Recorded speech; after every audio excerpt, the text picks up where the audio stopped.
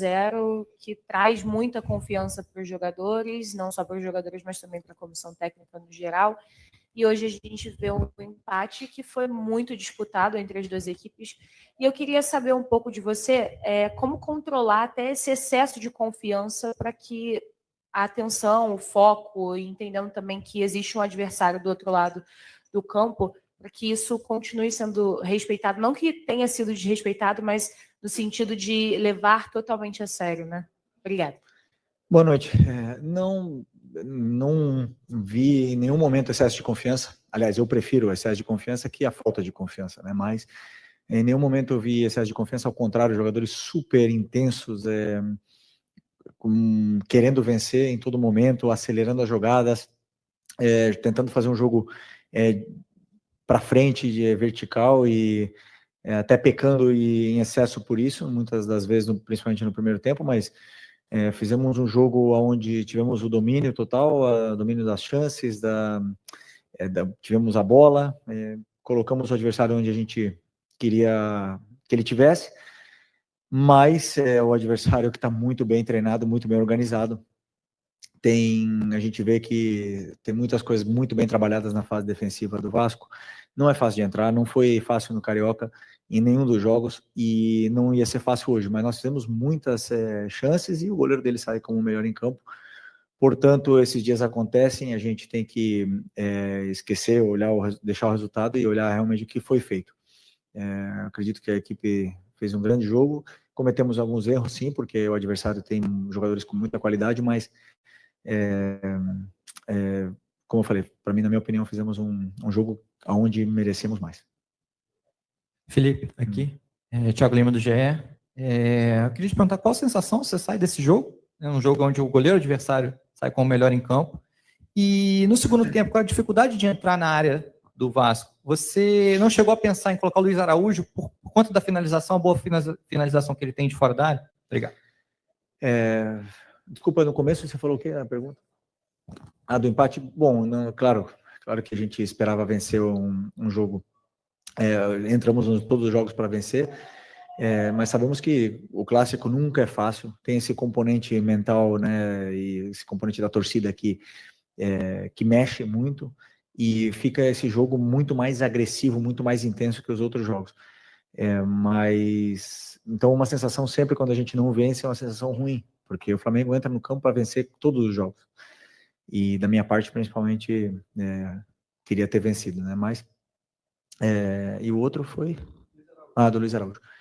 Do Luiz Araújo, pois eu optei pelo Plata jogar uns minutos de 9 no lugar do Bruno. Aí depois, com a entrada do Pedro, eu passei o Plata para a posição natural dele. E não, naquele momento, né, que o time fiquei com uma troca ainda para o final, mas eu entendi que o Alan ia me dar mais ritmo e velocidade de circulação, e mais também estabilidade na hora da perda da bola, né? Então na transição defensiva ele ia controlar melhor, entrava fresco, o Nico já vinha baixando um pouco o ritmo e optei por essa troca, mas a troca do Luiz era uma troca que eu tinha pensado no lugar do Arrasca, principalmente por isso, mas na hora que eu senti que o jogo podia sair das nossas mãos, eu optei pelo Alan para retomar o controle e tentar empurrar o Vasco para a área deles. Assim conseguimos, tivemos mais 2 chances aí no final, mas infelizmente o goleiro deles, Léo Jardim, fez grandes defesas. Felipe, boa noite. Boa noite. Você mesmo acabou de mencionar que o Flamengo até criou mais que o Vasco, apesar do goleiro Agostinho Rossi também ter sido testado pelo ataque adversário. Mas, mais uma vez, né, o Flamengo tendo dificuldade para conseguir ser eficiente, né, conseguir converter as oportunidades em gol. Até que ponto, na sua opinião, foi mais mérito também do goleiro adversário, que hoje teve uma noite exuberante, ou pecado dos jogadores do Flamengo em não conseguirem aproveitar as oportunidades que foram criadas? Bom, eu acho que tem mérito das duas partes, tanto do goleiro deles como do treinador deles, que trabalha muito bem essa fase defensiva. Mas sim, nós chegamos no primeiro tempo, principalmente com bastante facilidade na área do Vasco, principalmente pelo lado do Michael. E na hora do último passe, da última finalização, da hora até do jogador ser determinante, a gente não estava fino. Hoje, infelizmente, não tivemos. E outra, também não finalizamos menos jogadas com tempo, né? Porque o Vasco, como eu falei, defende bem, os zagueiros leem bem a jogada, cobrem bem a profundidade. Portanto, tivemos menos tempo para finalizar. Isso é mérito do Vasco. Mas a estrutura montada para os jogadores chegarem e criarem as chances, depois isso acontece no futebol. Não foi a primeira, não vai ser a última que vai acontecer. Sempre é mais fácil jogar em contra-ataque, com mais espaço, quando o time todo se fecha atrás, é mais difícil, porque são mais pernas, mais gente para entrar, e esses jogos aí acontecem. Oi, Felipe, Sérgio Lobo. Eu vou insistir um pouquinho nesse tema que você respondeu agora. Você já falou do Léo Jardim, ok, fez um grande jogo. Vasco clássico, ok, é clássico. Mas você considera que alguns jogadores que são fundamentais no teu time, e aí assim, você já falou do Michael, mas Gerson, Arrascaeta, enfim, a gente já cansou de elogiá-los aqui também. Faltou um pouquinho o brilho deles hoje, faltou essa última bola, ou a penúltima bola, faltou esse brilho. O próprio Bruno Henrique também, hoje ele teve poucas chances, leitura de jogo. Você considera que hoje, tecnicamente, esses jogadores não estavam, digamos, numa noite feliz? Não, eu não acredito nisso. Eu vi que com a bola os jogadores estavam bem, não estavam perdendo a bola, o Arrascaeta, o Gerson não estava perdendo a bola. Claro que depois, dentro da área, o Gerson teve 3 chances, né, no primeiro tempo, uma de cabeça, uma de fora, um chute de fora, um passe atrás, e a outra agora que eu não estou lembrando, mas ele teve algumas chances de fazer gol, mas a finalização não foi perfeita, né? Depois o Pedro teve chances, o Cebolinha teve chances, mas eu não senti o time mal com bola, sabe? Eu não senti o time sem confiança. Não senti aqueles erros onde a bola escapava do pé. Eu senti um time com confiança, construindo as jogadas, mantendo a solidez, principalmente a organização para atacar e dando poucas transições, né, poucas possibilidades de contra-ataque para o Vasco, né? Claro que o Vasco tem jogadas preparadas e conseguiram sair algumas vezes e criar algum perigo, mas o time manteve a organização. Depois não senti eles abaixo nesse quesito, mas claro, brilharam, como você falou, brilharam, porque quando não faz gol, obviamente que não teve o brilho que precisa. Boa noite, Felipe. Boa noite. Aqui, Cidão Marinho da Litoral News. Queria que você fizesse uma análise do jogo do Bruno Henrique, em cima daquilo que você quis dele no campo, aquilo que ele se propôs a fazer. E, em cima disso, já tem uma resposta do pessoal da fisiologia e tal, para a volta do Pedro por mais tempo. Lembro que lá em Belém, na Supercopa, você falou que é o melhor 9 do Brasil, que a partir do retorno dele, jogaria a favor do Pedro para o Pedro. Que você fizesse uma análise do Bruno e também respondesse essa questão do Pedro. Obrigado. Bom, o Bruno fez tudo o que eu pedi, ficou posicionado onde eu pedi, atacou o espaço quando tinha que atacar, e nós geramos mais jogo, na verdade, pelo lado direito do Vasco, né? E aí ele sempre preencheu a área e não acabou tendo a chance, né? Algumas vezes o Wesley mesmo chegou também na linha de fundo e a bola não chegou até ele, mas ele estava sempre onde eu pedi para ele estar, fez os movimentos que eu pedi para ele fazer. Portanto, quando um jogador faz tudo que o treinador pede para mim, independente de que tenha feito gol, o resultado acontecesse ou não, não importa. Eu gostei do jogo do Bruno. E sobre o Pedro, sempre que o melhor, o jogador determinante, o artilheiro, sei lá, a estrela do time está presente, o treinador ele tem que fazer o time girar em torno a isso, né? O Pedro tem um perfil diferente do Juninho, um perfil diferente do Bruno e do Plata. Ele tem, então minha função é adaptar esse estilo dele, fazer outros mecanismos para que ele não precise fazer os mesmos movimentos que o Bruno ou que o Juninho, e que os outros jogadores façam, para dar mais tempo para ele poder, para a gente poder explorar o que ele tem de melhor. A partir do momento que ele esteja no nível do jeito que ele estava antes de machucar, obviamente que o time vai jogar para ele, né? Então é um processo. Agora são 7 meses sem jogar. Acho que foi o terceiro jogo que ele acabou de entrar. Hoje entrou também, acho que 30 minutos. é bom que ele vá somando minutos, vá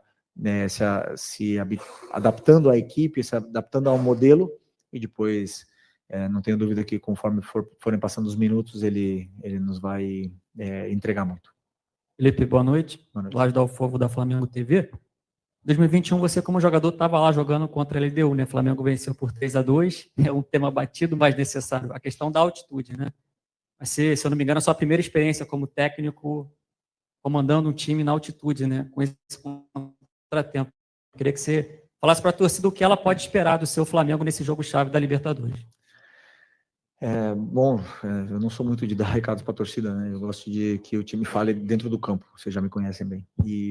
Mas, assim, nunca é fácil jogar na altitude, sempre é difícil pressionar alto, porque os jogadores, eles perdem o fôlego rápido e não recuperam. O problema da altitude é que você não recupera do esforço explosivo que você fez. Então, se o lateral sobe para atacar, ele não consegue voltar, né, como aqui no nível do mar. Então, o jogador tem que dosar melhor o esforço para poder performar, né? Então, assim, vamos tentar fazer um jogo muito sólido a nível da fase defensiva e depois tentar controlar o jogo com a bola o máximo possível para tentar conquistar, fazer um grande jogo para poder vencer, que precisamos muito dessa vitória. Felipe, Isaac Andrade, do Flavoz.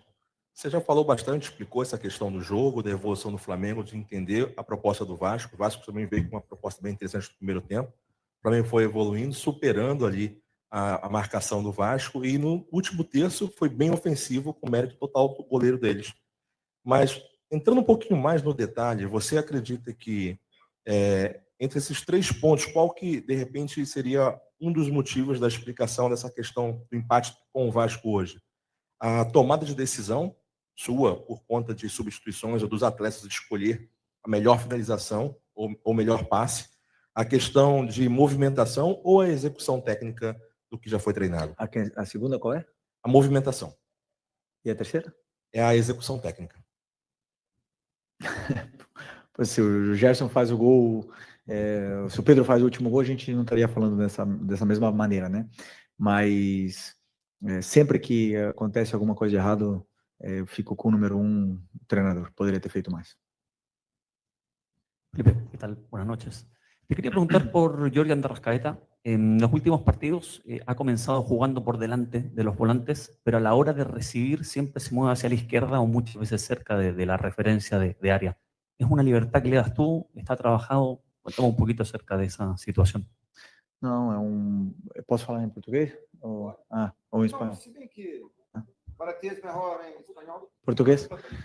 Então, não, foi plano de jogo mesmo. Foi sobre o que a gente estudou e acreditava que poderia causar dificuldades para o adversário defender esse movimento dele. Então, o Arrasca é um jogador que obedece muito taticamente, é muito inteligente na ocupação dos espaços, identifica muito bem os espaços, gera muita vantagem, vantagem tática, mas também a vantagem qualitativa que ele possui e nos dá muito. Então, assim, o importante é que ele está sendo muito decisivo para a gente, nos está gerando muito jogo, mas esse pedido foi meu.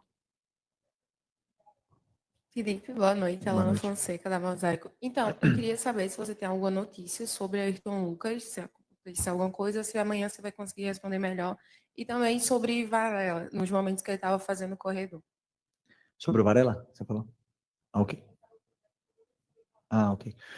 Não, o Ayrton parece que foi cãibra, né? Um jogador que vinha há bastante tempo sem ter uma sequência, voltou a ter uma sequência agora, então sentiu cãibras, normal, e mais ainda num clássico onde tem um componente emocional em todos eles, e isso joga contra, né? Porque o jogador ele fica pensando no jogo muito tempo, não só ele, senão vários jogadores, acontece isso.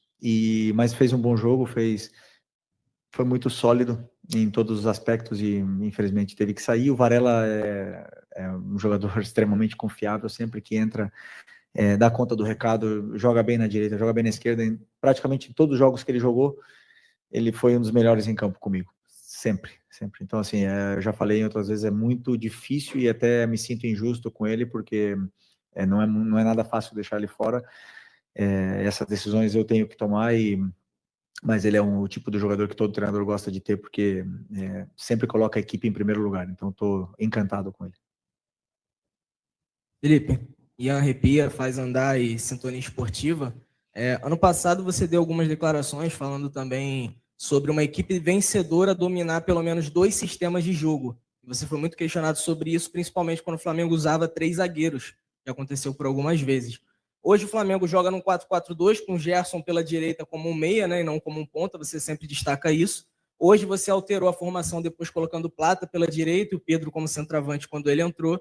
E eu queria te perguntar se essa formação com 3 zagueiros pode voltar a aparecer, principalmente com essa volta do Danilo, que hoje ficou como opção, mas o Flamengo de repente jogar com o Léo Ortiz, Léo Pereira e Danilo, ou com a volta do Alexandro, também fazer esse zagueiro pela esquerda, e se a torcida pode esperar ver de novo esse sistema com 3 zagueiros. Sim, eu penso isso com toda a minha convicção do mundo. Eu penso que um time que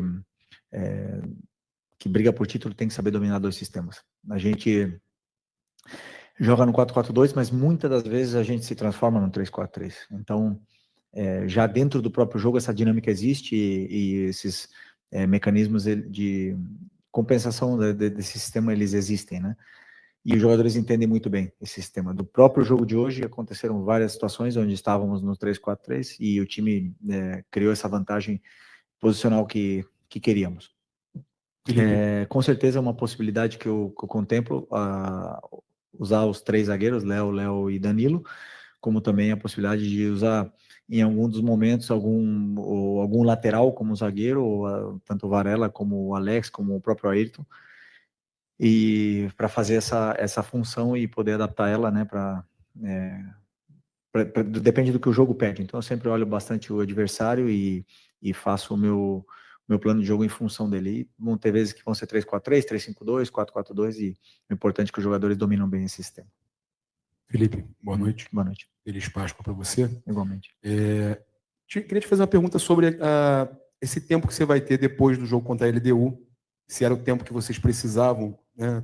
Você vai ter pelo menos uns 4, 5 dias para descansar, entre aspas. Se isso é importante, porque você vem numa batida, eu vi muita gente perguntar, os jogadores estão abaixo, os jogadores não foram tão bem hoje e tudo mais, mas a gente não fala sobre a questão física também. Você tem uma sequência, joga... acho que você teve um treino ou 2, é mínima, né? E a outra pergunta que eu queria te fazer sobre o Matheus Gonçalves, se nessa batida agora de Copa do Brasil, que você vai ter 3 competições, né? Se é o momento de você tentar girar e dar oportunidade, que muitos torcedores estão perguntando, e o Matheus não entra e tal? Bom, a folga é para os jogadores, né? Depois que eu virei treinador, eu não tive mais folga. Essa é a realidade. Mas é verdade que, assim, eu não vi nenhum jogador da minha equipe mal hoje. Nenhum. Assim, não posso concordar com isso, né? Se falar que estavam abaixo. Não vi. Sinceramente. Não fizemos o gol, mas eles estavam... fizeram... Não dá para falar, esse jogador foi mal. Não achei nenhum deles mal hoje. Mas sim, com certeza, jogo a cada 3 dias é desgastante. As lesões começam a aparecer, quando acontece jogo assim, sábado, terça, sexta, segunda, não tem a diferença de 4 dias, é muito pior, né? Porque o jogador que joga hoje recupera amanhã, mas depois da manhã, que é um dia de recuperação, já tem que ir para o campo para preparar o jogo. Então, a longo prazo é muito complicado, né? Mas é igual para todo mundo. Então, a gente não pode reclamar, temos que nos adaptar a isso, mas com certeza depois desse jogo da terça é só no domingo, né?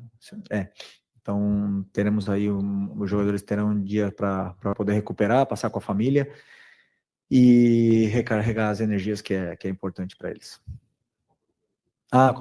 Desculpa, do Matheus Gonçalves, claro, com certeza é um jogador que eu conto com ele, nos últimos jogos não vem tendo minutos, mas é um jogador que tem um perfil, né, bem diferente dos outros jogadores que estão entrando, né? Como a gente está jogando com um meia, como o teu companheiro bem citou, que é o Gerson por dentro, tem o Plata, tem o Luiz Araújo que jogam aí também, e a concorrência é com eles, e nesse momento, primeiro que eu não estou achando o momento para colocá-lo nessa mesma função que eles, pela concorrência que existe, e segundo porque eu vejo o Matheus também talvez melhor versão dele fosse aberto, né, na ponta direita. E nesse momento estamos jogando sem o ponta aberto, porque o Wesley ocupa esse corredor, mas em algum momento com certeza eu posso utilizá-lo aí, e eu sei que ele tem muita qualidade, que pode render muito para a gente ainda. Felipe, Raíza